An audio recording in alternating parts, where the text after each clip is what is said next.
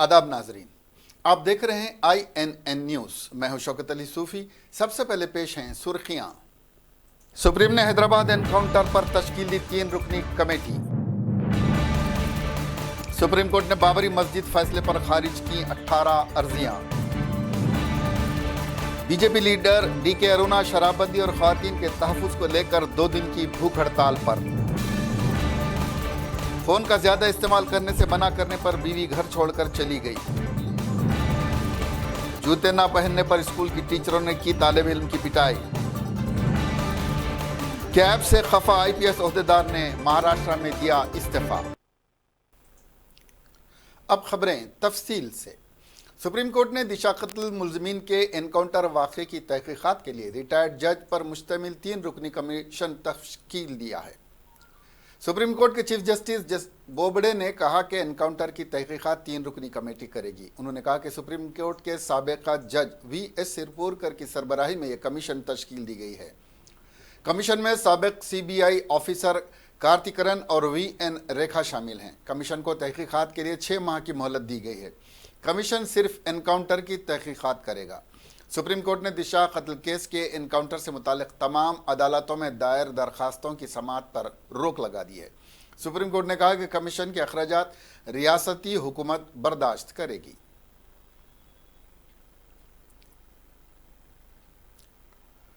Phone पर ज्यादा बात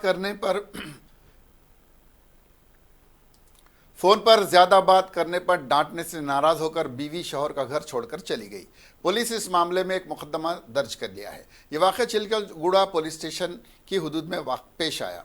पुलिस ज़राए के मुताबिक 40 साला अनुराधा अपनी जिम्मेदारियों को नज़रअंदाज करते हुए फ़ोन पर ज़्यादा वक्त गुजारने लगी थी, जिस पर उसके शौहर मनोहर ने इस पर शदीद गुस्सा किया और इन दोनों में बहस व तकरार शुरू हो गई। तनाव का शिकार बीवी ने शौहर का घर छोड़कर कहीं चली गई है, जहां इसका पता नहीं चल रहा है। यह 10 नवंबर को वाक़या पेश आया था। उसके बाद से अब तक शौहर ने सारे मकामात पर उसे ढूंढ लिया, लेकिन उसका कहीं पता नहीं चल रहा है, जिसके लिए शौहर ने पुलिस से रुजू होते हुए गुमशुदगी की रिपोर्ट दर्ज करवाई है। चिलकलगुड़ा पुलिस ने केस दर्ज करके तहकीकात का आगाज़ कर दिया है।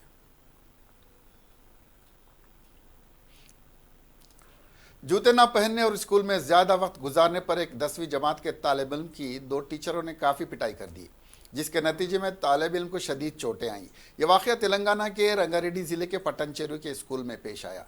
तफसीलात के मुताबिक रामचंद्रपुरम का अब्दुल रज़ाक पटनचेरू के खान की स्कूल में ज़ेर तालीम है। वो रोज़ाना स्कूल से घर देर से जा रहा था और उसने स्कूल के जूते के बजाय सैंडल पहन रखे थे, जिस पर स्कूल में अंग्रेज़ी और तेलुगु पढ़ाने वाले टीचर्स ने तालिब इल्म की पिटाई कर दी, जिसके बाद अब्दुल रज़ाक के बाजू, कमर और जबड़े में चोटें आईं। तालिब इल्म के वालिद रफ़ीक ने स्कूल इंतज़ामिया से इसकी शिकायत की और वजाहत तलब की कि लेकिन इंतज़ामिया ने कोई जवाब नहीं दिया, जिस पर वो DEO से इस वाक़े पर शिकायत की। DEO की हिदायत पर ME और राठौर ने तहकीकात के लिए स्कूल पहुँचे और पूछताछ की। क़वायद के मुताबिक तालिब इल्म को मारना गलत है। MEO ने बताया कि इंक्वायरी की रिपोर्ट ज़िलाई हुक्काम को जल्द ही पेश कर दी जाएगी। तेलुगु व तमिल फिल्मों के मशहूर अदाकार और मुसन्निफ गोलापोडी मारुति राव का आज 80 साल की उम्र में इंतकाल हो गया। वो कुछ अरसे से अलील थे और चेन्नई के एक खानगी अस्पताल में ज़ेर इलाज थे, जहां जुमेरात की से पहले उनका इंतकाल हो गया। मारुति राव 14 अप्रैल 1939 को आंध्र प्रदेश के विजयनगरम में पैदा हुए थे। उन्होंने बतौर अदाकार की हैसियत से कोडी राम कृष्णा की हिदायतकारी में बनाई गई फिल्म इंटलू रामैया वेदिलो कृष्णया में बतौर अदाकार अपने कैरियर का आगाज़ किया था। उन्होंने 250 से ज़्यादा फिल्मों में अदाकारी की। सिनेमा में आने से पहले ड्रामा, नावल और कहानियाँ लिखा करते थे।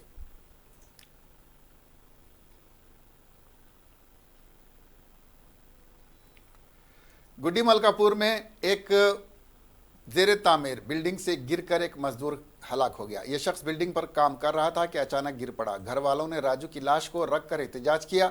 कोहिनूर कंस्ट्रक्शन का कोई भी जिम्मेदार शख्स वहां नहीं आया था। पुलिस ने लाश को उस्मानिया दवाखाने को पोस्टमार्टम के लिए भेज दिया। राजू के घर वाले देर तक वहां बैठे एहतजाज करते रहे।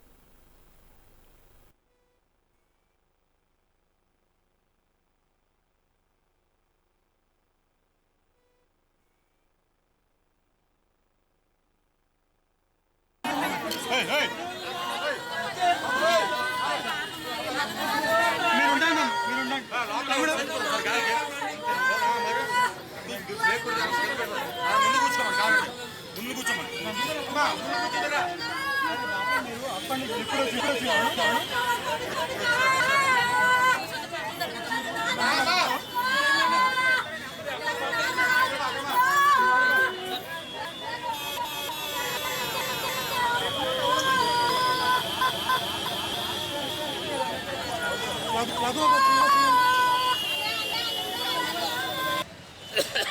पूरा चलियो वहाँ से गिरा दो वो है ना स्लैब वहाँ से चलियो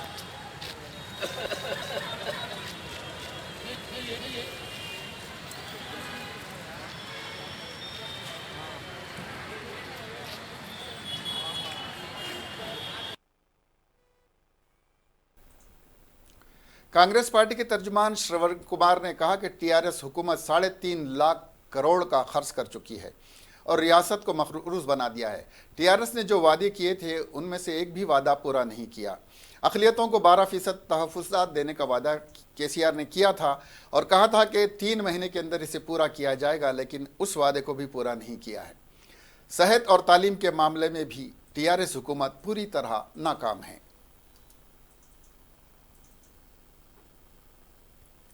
सुप्रीम कोर्ट ने अयोध्या में वाक़ राम जन्मभूमि बाबरी मस्जिद तनाज़े में दायर की गई नज़रसानी की 18 अर्जियों को खारिज कर दिया है। जुमेरात को जिन 5 जजों की बेंच ने समाअत की, इसमें chief justice of India S A. Bobde के अलावा justice D Y. Chandrachud, justice Ashok Bhushan, justice Abdul Nazeer और जस्टिस संजीव खन्ना शामिल हैं। पहले इस बेंच में जस्टिस रंजन गोगोई भी थे, लेकिन उनके रिटायर होने के बाद उनकी जगह जस्टिस संजीव खन्ना को शामिल किया गया था। इस मामले में सबसे पहले 2 दिसंबर को पहली नज़रसानी की दरख्वास्त एम सिद्दीकी की जानिब से मौलाना सैयद अरशद मदनी ने दाखिल की थी, जिसके बाद 6 दिसंबर को मौलाना मुफ्ती हसीबुल्लाह, मोहम्मद उमर, मौलाना महफूजुर रहमान, हाजी महबूब और मिसबाहुद्दीन ने अर्जियाँ दायर की। नज़रसानी की इन सभी अर्जियों को all India Muslim personal law board की हिमायत हासिल थी। इसके बाद 9 दिसंबर को नज़रसानी की मज़ीद 2 अर्जियाँ दाखिल की गई थी। इसमें एक अर्जी अखिल भारतीय हिंदू महासभा की भी थी, जबकि दूसरी अर्जी 40 से ज़ायद लोगों ने मुश्तरका तौर पर दाखिल की थी। मुश्तरका तौर पर अर्जी दाखिल करने वालों में मौरिक़ इरफान हबीब, माहिर इक़्तिसादियात और सियासी तजुर्बेकार प्रभात पटनायक, इंसानी हकूक़ के कारकुन हर्षमंदर, नंदनी सुंदर और जान दयाल शामिल हैं। हिंदू महासभा ने अदालत में नज़रसानी की अर्जी दाखिल करके मस्जिद की तामीर के लिए 5 एकड़ ज़मीन उत्तर प्रदेश सुन्नी वक्फ बोर्ड को अलाट करने की हिदायत पर सवाल उठाया था। महासभा ने फैसले से इस हिस्से को ख़त्म करने की अपील की थी, जिसमें मुतनाज़ा ढांचे को मस्जिद करार दिया गया है।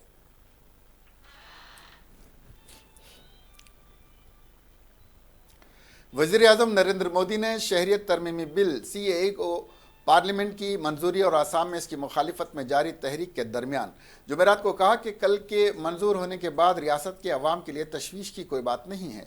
मिस्टर मोदी ने एक नोटिस में कहा कि मरकज़ी हुकूमत और आसाम के लोगों की सियासी, लिसानी, सकाफती और ज़मीन के हुकूक़ को आइनी तौर पर हर तहफ़्फ़ुज़ के लिए मुकम्मल तौर पर मसरूफ़ अमल हूँ। मैं आसाम के अपने भाइयों और बहनों को यकीन दिलाना चाहता हूं कि CAB की मंजूरी के बाद उन्हें फ़िक्र करने की कोई बात नहीं है। उन्होंने कहा कि मैं उन्हें इत्मीनान दिलाना चाहता हूं कि कोई भी आपके हुकूक़, मखसूस शनाख्त और ख़ूबसूरत सकाफ़त को नहीं छीन सकता। ये फलता फूलता और बढ़ता रहेगा। काबिल ज़िक्र है कि राज्यसभा ने बुध को अपोजिशन के एहतजाज के बावजूद CAB को अपनी मंजूरी दे दी थी। राज्यसभा की मंजूरी के साथ बिल को अब पार्लियामेंट की मंजूरी मिल गई है।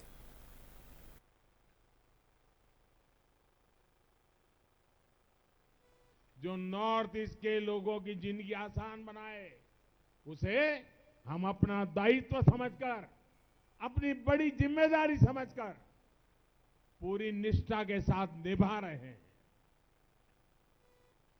देश के जितने प्रधानमंत्री, सबके सब मिलकर के जितनी बार आसाम या नॉर्थ ईस्ट गए होंगे, उससे ज्यादा बार मैं अकेला गया हूं। भारत सरकार का हर मंत्री महीने में 2 बार कोई न कोई मंत्री नॉर्थ ईस्ट में जाकर के रात्रि मुकाम करके वहां की समस्याएं समझने की कोशिश लगातार 5 वर्ष करते रहे हैं। हम तो एक्ट ईस्ट पॉलिसी पर काम कर रहे हैं। नॉर्थ ईस्ट समेत पूर्वी भारत को जिसे कांग्रेस ने अपने हाल पर छोड़ दिया था, हम उसे भारत के विकास का ग्रोथ इंजन बनाने के लिए काम कर रहे हैं। मैं आज इस मंच से नॉर्थ ईस्ट के, विशेष करके आसाम के अपने भाइयों बहनों को, वहां के युवा साथियों को अपील करता हूं कि आप अपने इस सेवक पर, अपने इस मोदी पर विश्वास रखिए। मैं नॉर्थ ईस्ट के भाइयों बहनों की किसी परंपरा, भाषा, रहन सहन, संस्कृति, किसी पर आंच नहीं आने दूंगा। उनके हकों पर कोई आंच नहीं आने दूंगा। उनके भविष्य को और निखारने के लिए अपने आप को खपा दूंगा। उनके भविष्य के सामने कभी सवाल या निशान पैदा नहीं होने दूंगा। वहां के नौजवानों के उज्जवल भविष्य के लिए भारत सरकार पूरी ताकत से कंधे से कंधा मिलाकर आपके साथ काम करेगी। मैं आग्रह करूंगा कि उनसे कि कांग्रेस और उनके साथियों के बहकावे में ना आए, किसी तरह के झूठ के जाल में न फंसे।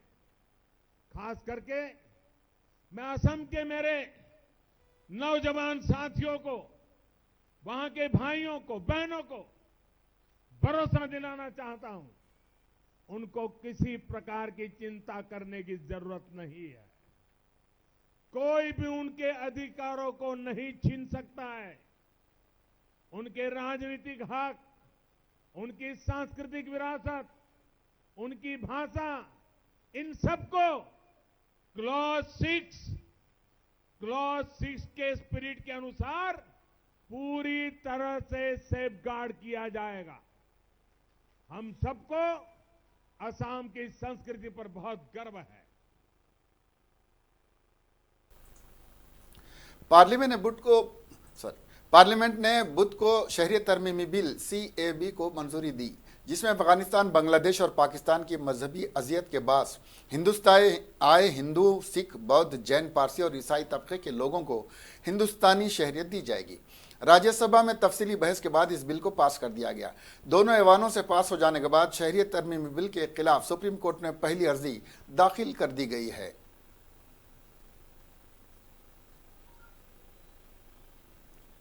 तीखी बहस के बाद बुध के रोज राज्यसभा में भी शहरियत तरमीमी बिल पास हो गया। इस बिल के खिलाफ मुल्क भर में कहीं खुशी तो कहीं गम देखने को मिला है। शुमाली मशरिक के कई सूबों में लोगों ने इसकी जमकर मुखालिफत की और सड़कों पर उतरकर जमकर एहतजाजी मुजाहरे कर रहे हैं। इस बिल के खिलाफ भीम आर्मी ने भी अपना बयान दिया है। जुमेरात के रोज उत्तर प्रदेश के दारुल हुकूमत लखनऊ पहुंचे भीम आर्मी के सदर चंद्रशेखर आजाद उर्फ रावण ने कहा कि हम लोग शहरियत तरमीमी बिल की मुखालिफत करते हैं। मरकजी हुकूमत पर संगीन इल्ज़ामात लगाते हुए उन्होंने कहा कि हुकूमत इस बिल से मुल्क की एकजहती को बिगाड़ना चाहती है। हुकूमत के खिलाफ जल्द ही सड़कों पर हम उतर आएंगे। चंद्रशेखर ने कहा कि हम लोग शहरियत तरमीमी बिल की मुखालिफत करते हैं। इस बिल के चलते हुकूमत इस मुल्क की एकजहती और सालमियत को बिगाड़ना चाहती है। हुकूमत ये सब अपनी सियासत मजबूत करने के लिए कर रही है। इससे किसी का कोई भला होने वाला नहीं है। इस बिल के खिलाफ हम लोग एक बड़ा मुल्क गिर आंदोलन करने जा रहे हैं, जिसकी क़ियादत भीम आर्मी करेगी। जल्द बताएंगे कि सियासी तंजीम। चंद्रशेखर ने कहा कि जल्द बनाएंगे हम सियासी तंजीम। उन्होंने कहा कि लखनऊ उत्तर प्रदेश की सियासत मरकज़ है। जिस तरह सूबे में बहुजन तंजीम कमज़ोर पड़ रही है, लोग जल्द एक सियासी तंजीम बनाने जा रहे हैं, जिसमें सूबे के बड़े बड़े लीडर शामिल होंगे। इस सिलसिले में तंजीम का काम AC में बैठना नहीं होगा, बल्कि अपने लोगों की हिफाजत और काम करना है। इसमें हम लोग कामयाब भी होंगे।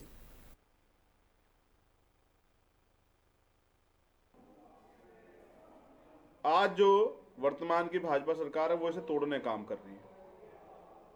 हमारी सुरक्षा, इस देश को आगे बढ़ाने का एक जरिया भारत का संविधान, और भारत का संविधान ही आजादी दे रहा है। अपने अपने धर्म को मानते हुए इस देश में अमन चैन से रह सकते हैं, और सब लोगों का, किसी एक व्यक्ति, किसी एक जाति धर्म का नहीं, सभी लोगों का खून जो है इस देश की मिट्टी में मिला हुआ है। क्योंकि जब ये देश आज़ाद हुआ तो सभी जाति धर्म के लोगों ने, जिसमें मुसलमान भी बड़े पैमाने पे हैं, सिख भी हैं, दलित भी हैं, पिछड़े भी हैं, आदिवासी भी हैं, धार्मिक अल्पसंख्यक भी, सब लोगों ने, लेकिन आज इस अधिकार को छीना जा रहा है और सिर्फ अपनी राजनीतिक रोटियां सेकने के लिए सब चीजें की जा रही है।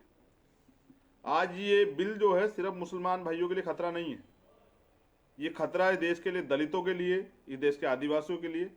एक ये षड्यंत्र है इस देश में मुसलमानों को दोयम दर्जे का नागरिकता जो है देने का, घोषित करने का। दोयम दर्जे के नागरिक इस देश में हैं, जो जबकि ये उनका देश है, उन्होंने इसके लिए कुर्बानियां दी है। ये एक षड्यंत्र किया जा रहा है। जो हमारे फंडामेंटल राइट्स हैं उनको छीनने का प्रयास किया जा रहा है। उनको हमसे जो है जिसका अधिकार, क्योंकि वो संविधान की मूल भावना में जिसका अधिकार पार्लियामेंट को है भी नहीं। लेकिन साहब काशीराम ये कहते थे कि सरकार मजबूत नहीं मजबूर होनी चाहिए, जिससे राजा जो है वो तानाशाह ना हो। आज राजा तानाशाह हो गया, तो उसकी जो पूरी टीम है वो लगातार तरीके से उस देश को, जैसे वो अपने एजेंडे में कहते हैं हिंदू राष्ट्र बनाना चाहते हैं। कौन सा हिंदू राष्ट्र, जब इस देश के दलितों को, पिछड़ों को, आदिवासियों को, मुसलमानों को आप लोग आज भी शूद्र मानते हैं, तो आप हिंदू राष्ट्र कौन सा बनाना चाहते हैं? ये जो कॉन्स्पिरेसी ये खड़ी की जा रही है, ये कॉन्स्पिरेसी इस देश को तोड़ने की कॉन्स्पिरेसी खड़ी की जा रही है। ये 2 नेशन की थ्योरी तैयार की जा रही है, जैसे जिसमें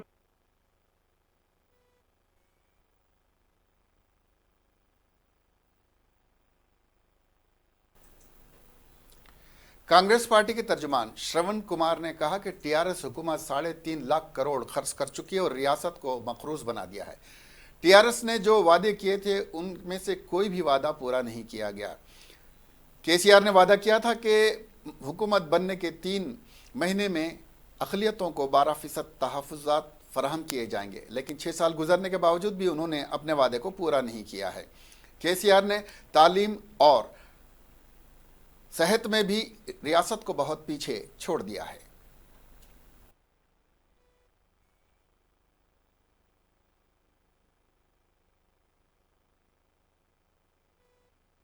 सरकार टीआरएस के सरकार दोबारा हुकूमत में आने के बाद में अभी तक 1 साल ख़त्म हो गया है। 1 साल और पिछले 5 साल, ये पूरे 6 साल के अंदर टीआरएस पार्टी काम क्या किया है बोले तो 0 काम किया है। मगर जो स्टेट एक रिच स्टेट के नाते कांग्रेस पार्टी ने फॉर्म किया था तेलंगाना को, उसको जो है सो आज पूरे डेट ट्रैप स्टेट को बना दे के जो है सो उन्होंने आज तेलंगाना का फ्यूचर को ख़त्म कर दिया। केसीआर साहब की हुकूमत जो है सो करीब आज तेलंगाना के ऊपर 3,50,000 का डेट जो है सो आज लाया बोले तो ये केसीआर साहब का बदौलत है। उनका अच्छी हुकूमत की वजह से जो है सो तेलंगाना के ऊपर जो है सो 3,50,000 का जो है सो डेट आ गया है। ये कौन जिम्मेदार है? ये कांग्रेस पार्टी की तरफ से हम पूछ रहे। सिर्फ mission Kakatiya, mission Bhagiratha, Kaleshwaram projects और इलेक्ट्रिसिटी परचेजेस, ऐसे चीज़ों पर जो है सो हज़ारों करोड़, लाखों करोड़ रुपए खर्च करके जो है सो उसमें कॉन्ट्रैक्टर्स और कमीशंस के लिए जो है सो पैसे खर्च करके जो है सो आज तेलंगाना को डुबा दिया। ये 6 साल में केसीआर साहब की हुकूमत, ये कांग्रेस पार्टी की विचार है। दूसरी बात है, आज जितने भी उन लोग वादा किए थे तेलंगाना राष्ट्र समिति 2018 में जितने भी वादा करके जो है सो हुकूमत में आए, उसमें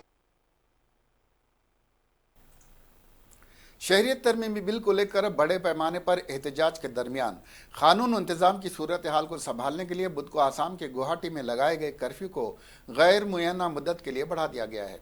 इसके अलावा आसाम के 10 अजला में बुध की शाम 7 बजे से 24 घंटों के लिए इंटरनेट खिदमात भी बंद कर दी गई हैं। हालांकि इसके बाद भी हज़ारों की तादाद में लोग सड़कों पर मुजाहरे कर रहे हैं। फौज को भी स्टैंड बाई पर रखा गया है, जबकि हुकूमत सिक्योरिटी इंतजाम के पेश नज़र नीम फौजी दस्तों के 5,000 जवानों को भेजा गया है।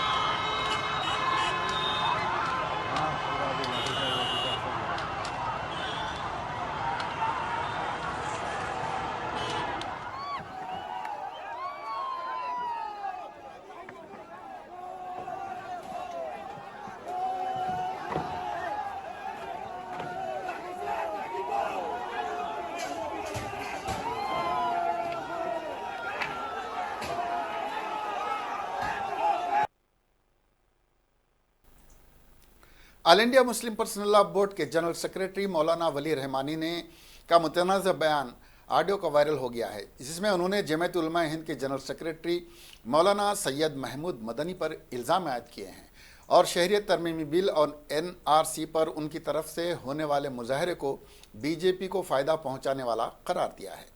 मौलाना वली रहमानी जैद नामी एक शख्स से फ़ोन पर बात कर रहे थे। 9 मिनट 11 सेकंड पर मुश्तमिल उनके ऑडियो में जब जैद नदवी की जानिब से कहा गया कि जमीयत ने भी एहतजाजी मुजाहरे का ख़त जारी किया है, खामोश मुजाहरा करेगी, महमूद मदनी की तरफ से होगा तो इस पर वली रहमानी ने कहा कि हाँ, मैं तो इंतज़ार में था कि वो करें। इसके बाद वली रहमानी ने पूछा कि आप जमीयत उलमा से ताल्लुक़ रखते हैं? जवाब दिया गया नहीं। तो फिर सवाल किया गया कि फिर आप कौन हैं? जवाब दिया गया कि मैं कोकंड से जैद बात कर रहा हूँ। इसके बाद फ़ोन पर BJP को फ़ायदा पहुँचाने की बात की गई। मौलाना रहमानी से शहरियत तरमीमी बिल के ताल्लुक़ से भी पूछा गया तो उन्होंने कहा कि जमीयत उलमा इन चीज़ों पर बात नहीं करता, इसलिए उसकी तरफ से कुछ कहना मेरा गलत होगा। आपकी तरफ से क्या मौक़िफ़ है? इस सवाल के जवाब में उन्होंने कहा कि मेरा मौक़िफ़ बहुत साफ़ है। ये वाज़ेह है कि ये शहरियत तरमीमी बिल जो लाया जा रहा है वो मुसलमानों के लिए परेशान करने के लिए है। इसके बाद NRC लाया जाएगा। इन दोनों को मिलाकर देखा जाए तो मुसलमानों के पास कागजात नहीं होंगे। इनको कहा जाएगा कि ये गैर मुल्की हैं, फिर उन्हें गैर मुल्की हिरासती कैंप्स में रखा जाएगा।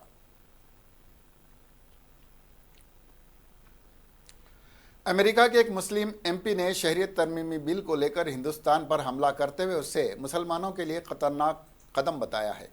इस मुतनाज़ा शहरियत तरमीमी बिल पर फ़िक्र ज़ाहिर करते हुए MP आंद्रे कार्सन ने कहा कि ये अक़लियती मुसलमानों के दूसरे दर्जे का शहरी बनाने की कोशिश है। MP ने कहा कि कदम हिंदुस्तान में अक़लियती मुसलमानों को दूसरे दर्जे की शहरियत बनाने का एक और कोशिश है। ये बयान कार्सन ने हिंदुस्तान में शहरियत तरमीमी बिल राज्यसभा में पास होने के बाद दिया है। इसमें अफ़गानिस्तान, बांग्लादेश और पाकिस्तान से मजहबी अजियत के सबब दिसंबर 2014 तक हिंदुस्तान आए गैर मुल्की तारकीन वतन हिंदू, सिख, बौद्ध, जैन, पारसी और ईसाई तबके के लोगों को हिंदुस्तानी शहरियत देने का इंतज़ाम है। कार्सन ने जम्मू कश्मीर से ख़ास सूबे का दर्जा वापस लेने पर भी फ़िक्र का इजहार किया है। मुमताज़ उर्दू सहाफ़ी और मुसन्निफ़ शीरीन दलवी ने शहरियत तरमीमी बिल 2014 के ख़िलाफ़ बतौर एहतजाज हुकूमत की जानिब से नवाजा गया अवार्ड वापस कर देने का ऐलान किया है। शीरीन दलवी ने साहित्य अकेडमी अवार्ड वापस करने का ऐलान किया। उन्होंने कहा कि बिल की मंजूरी हिंदुस्तान आइन की रूह के खिलाफ वर्जी है और सेकुलरिज्म के मुनाफी है। शीरीन ने कहा कि बिल की मंजूरी की वजह से उन्हें शदीद गम और सदमा पहुंचा है। वो अवधनामा उर्दू मैगज़ीन के मुंबई एडिशन की एडिटर थीं और इन्हें अदब के मैदान में नुमाया खिदमात अंजाम देने पर 2011 में साहित्य उर्दू अकेडमी से नवाजा गया था।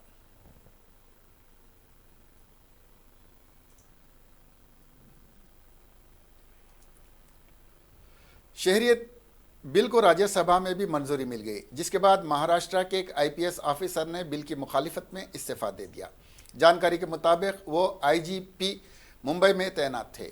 IPS अब्दुल रहमान ने अपने ओहदे से यह कहते हुए इस्तीफ़ा दे दिया कि यह बिल शहरियों के बुनियादी हुकूक़ को नुकसान पहुँचाने वाला और मुखालिफ आइन है। अब्दुल रहमान ने ट्वीट करते हुए कहा कि शहरियत तरमीमी बिल 2019 आइनी उसूलों के ख़िलाफ़ है।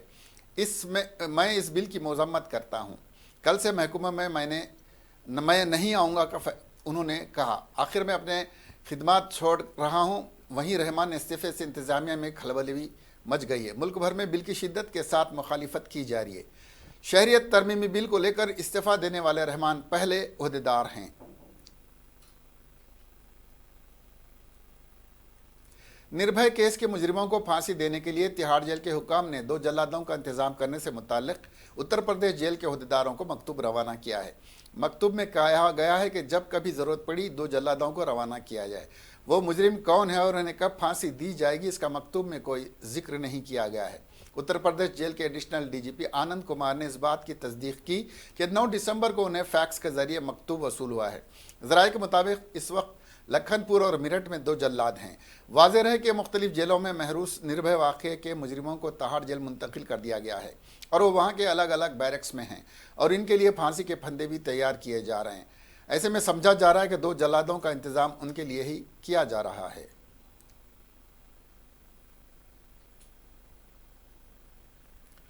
हिंदुस्तान की जनूबी रियासत केरला में सन 1995 को 4 बहनें एक ही दिन और ऊपर तले पैदा हुईं। उन्होंने अपनी पूरी जिंदगी एक ही छत के नीचे गुजारी, एक ही जैसा खाना खाया और एक ही तरह के कपड़े पहने। यहाँ तक कि 15 सालों की उम्र को पहुँचने तक वो स्कूल में भी मौजूद अपने कमरे जमात में एक साथ बैठती। अब उन चारों बहनों की शादी एक ही दिन होने जा रही है। यही नहीं, 4 बहनों के साथ उनका एक भाई भी है, उसी रोज़ पैदा हुआ था। दरअसल ये 5 जुड़वा बच्चे उसी रोज़ तवज्जो का मरकज़ बन गए थे जिस रोज़ वो एक के बाद दीगरे पैदा हुए थे।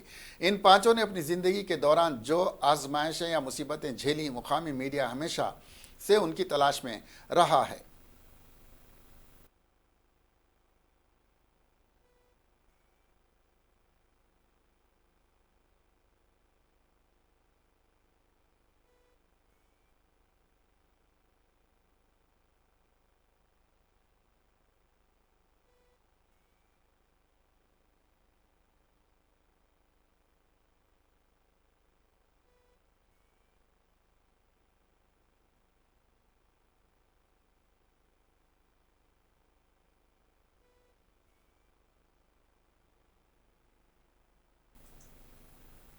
भारतीय जनता पार्टी की कायद डीके अरुणा नशाबंदी और ख़वातीन के तहफ़्फ़ुज़ात को लेकर आज से 2 दिन की हड़ताल पर बैठ गई हैं।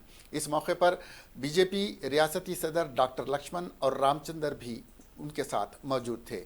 डीके अरुणा कल शाम तक हड़ताल पर रहेंगी। इस सिलसिले में रामचंद्र ने बताया,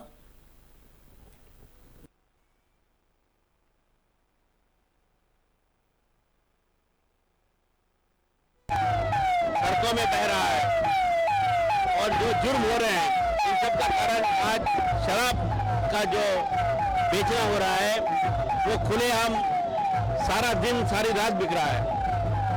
रोड में एक्सीडेंट हो या महिलाओं का बलात्कार हो या नहीं तो आज जो भी महिलाओं पर अत्याचार हो रहे हैं इन सब का कारण जो है ये शराब है।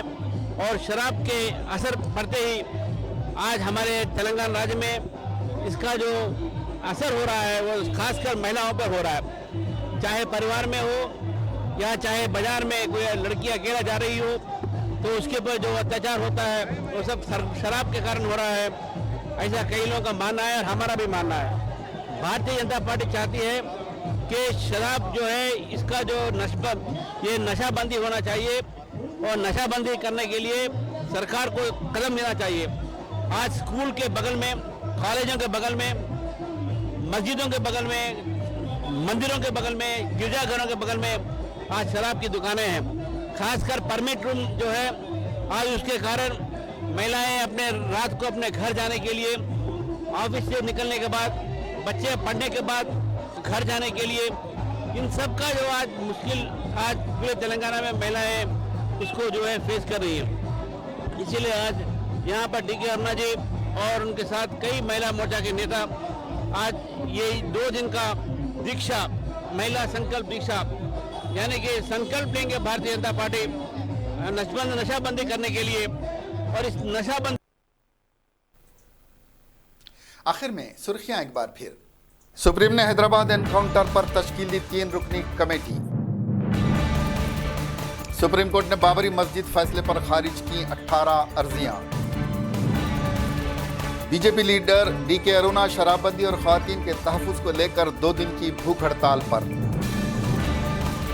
फोन का ज्यादा इस्तेमाल करने से मना करने पर बीवी घर छोड़कर चली गई। जूते ना पहनने पर स्कूल की टीचरों ने की तालिब इल्म की पिटाई। कैब से खफा आईपीएस ओहदेदार ने महाराष्ट्र में दिया इस्तीफा। अब हमें दीजिए इजाजत। देखते रहिए INN चैनल। खुदा हाफिज।